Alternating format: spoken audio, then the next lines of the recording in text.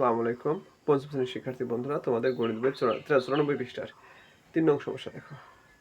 বলছে সখীপুর গ্রামের মোট জনসংখ্যা 1280 জন, তার মধ্যে 80% লোক কৃষিজীবী। কত বলছে কৃষিজীবী লোকের সংখ্যা নির্ণয় করো। তাহলে আমরা ক করব। 80% কৃষিজীবীর অর্থ কি? 100 জনে কৃষিজীবী।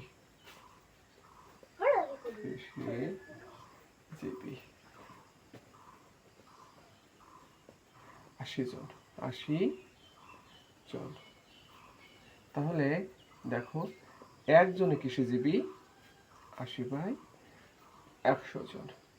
তাহলে কত জন কৃষিজীবী? 1280। 1280 জনে কৃষিজীবী কত হবে?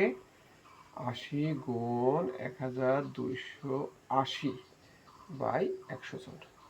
দেখো, এখানে কাটাকাটি করা দেখাচ্ছি। কিভাবে করবো আমরা? এখান থেকে 100 না কেটে, তাহলে কত থাকবে? 10। এখানে থেকে কত? 128। একটা করে শূন্য উঠাই দিলাম।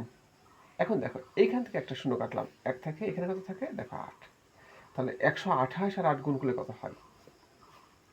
তোমার 8 8 64, 4 হাতে 6, 8 2 16, 16 আর 6 16 17 18 19 20 21 22, 22 2 হাতে 2, 8 একে 8 আর 2 10। তার মানে কৃষিজীবী লোকের সংখ্যা 1024 জন। এখন দেখো ফতে কি বলেছে। ফতে বলেছে যে কৃষিজীবী নয় এমন লোকের সংখ্যা কত। তাহলে কি কৃষিজীবী নয়, কৃষিজীবী